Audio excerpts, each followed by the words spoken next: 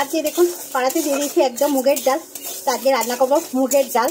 তাই ডালটা কিন্তু আগে সুন্দর করে একটু লাল লাল করে ভেজে নিচ্ছি, দেখতেই পাচ্ছেন। এই যে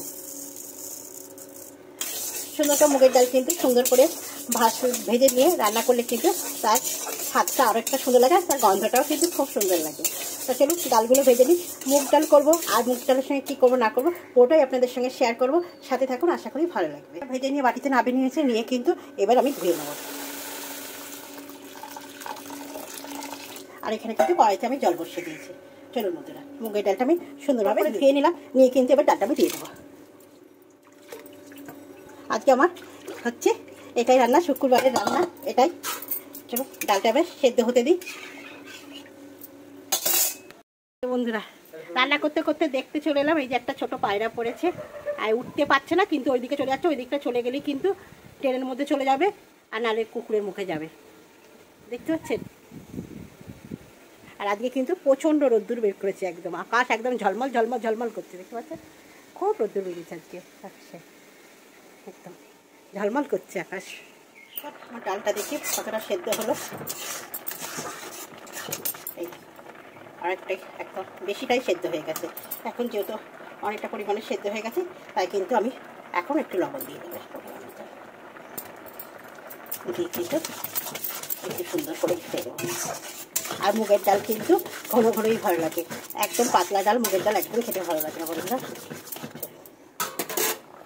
বন্ধুরা ডালটা একদম সেদ্ধ হয়ে গেছে। আমি ডালটার মধ্যে একটু হলুদ দিয়েছি অল্প পরিমাণে, সেটা আপনাদের সঙ্গে আমার শেয়ার করা হয়নি বন্ধুরা।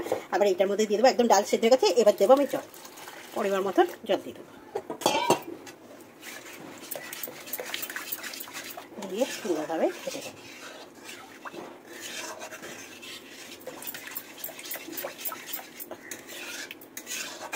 ফুটে গেছে, এবার দেবো একটা কাঁচা লঙ্কা, আর দেবো থেতে করা আদা। মুগের ডালে এরকম থেতে করা আদা দিলে, আদার রসটাও দিয়ে দিলাম। আদা দিলে কিন্তু বেশ মুগের ডালের সেটা খুব সুন্দর ওঠে, আদার গন্ধটা দারুণ লাগে এই সময় আদাটা দিলে। এটা পুরো ফুটে গেছে, চলুন এবার ডালটাকে নাববে নিয়ে এবার সাঁতলে নিই বন্ধুরা। কড়াইতে কিন্তু আবার তেল দিয়ে দিয়েছি, এই যে ডাল নাববে রেখেছি। এবার দিয়ে দেবো, তেলের ওপর দিয়ে দেবো দুটো তেজপাতা, দুটো শুকনো লঙ্কা আর জিরে।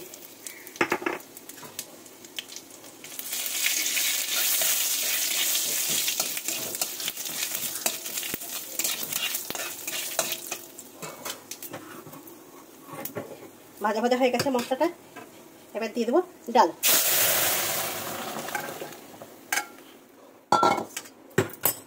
মুগের ডাল যেহেতু একটু মিষ্টি দানা,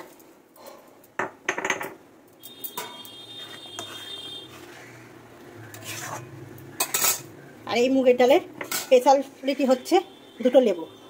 এই যে লেবু নিয়ে নিয়েছি, এই লেবুটা দিলেই কিন্তু আমার ডালটা পুরো কমপ্লিট হয়ে যায়। এরকম মুগের ডালে এরকম পাতি লেবু দিয়ে খেয়ে দেখবেন বন্ধুরা, দারুণ দারুণ লাগে স্বাদ, একদম টক টক মিষ্টি মিষ্টি ঝাল ঝাল সবটাই কিন্তু পেয়ে যাবেন এই ডালের মধ্যে। আর খেতেও কিন্তু অপূর্ব লাগে, আর যেহেতু লেবু একটা গন্ধও আছে, সেই গন্ধটা কিন্তু ভালো লাগে। আমি পাতি লেবু দিলাম, আপনাদের কাছে যে গন্ধরাজ লেবু থাকে আপনারা অবশ্যই গন্ধরাজ লেবু দেবেন এই ডালটার মধ্যে। চলুন এবার ফুটতে দিয়েছেন, আমার মুগের ডালটা একদম কমপ্লিট হয়ে গেছে, টকবক টকবক করে ফুটছে। এবার কিন্তু আমি নামে দেবো। একদম মুগের ডালটা কিন্তু কমপ্লিট হয়ে গেল। মুগের ডাল তো সবাই রান্না করতে পারে বন্ধুরা, কিন্তু তার মধ্যেও কিন্তু অনেক রকমভাবে রান্না হয়। একটা জিনিস সবসময় বলি বন্ধুরা, অনেক রকমভাবেই রান্না হয় যে কোনো জিনিস, সবজি বলুন ডাল বলুন, তাই এটা কিন্তু একটা সুন্দর খেয়ে দেখতে পারেন। লাস্টে লেবু, যে কোনো লেবু, আমার কাছে পাতি লেবু ছিল, আপনাদের কাছে গন্ধরাজ লেবু থাকলে আপনারা অবশ্যই গন্ধরাজ লেবু দিয়ে কিন্তু ডালটা করার চেষ্টা করবেন। দেখবেন একবার খেয়ে যে অপূর্ব লাগে, এর কোনো তুলনা হয় না। তা ডালের সঙ্গে আর কী করবো সেটাও আপনাদের সঙ্গে আমি শেয়ার করবো। বেলা 1টা বাজে, দেখতে পাচ্ছেন কী অবস্থা আকাশে। এই মাত্র রোদ্দুর আপনাদের সঙ্গে শেয়ার করলাম একটু আগে, আর এক্ষুনি দেখুন কী অবস্থা হয়ে গেছে, একদম অন্ধকার করে গেছে আকাশ। আর কি হাওয়া দিচ্ছে, প্রচণ্ড হাওয়া, দারুণ লাগছে খেলতে। আর আমার গাছগুলো দেখুন শুধু কি দারুণ হয়েছে, পুরো সবুজে সবুজ। সবুজই তো ভালো লাগে তাই না? একটু বাবা কিন্তু যত সবুজ তত ভালো লাগে, দেখতে পাচ্ছেন। আর আবার এই হলুদ গাছটা দেখুন বন্ধুরা, কত বড় হয়েছে হলুদ গাছটা, দেখছি খুব সুন্দর হয়েছে হলুদ গাছটা। তুলসী গাছ এরকম সবুজ হয়ে থাকলে নিজের পরিবার, তাহলে কিন্তু খুব হাসি মুখ।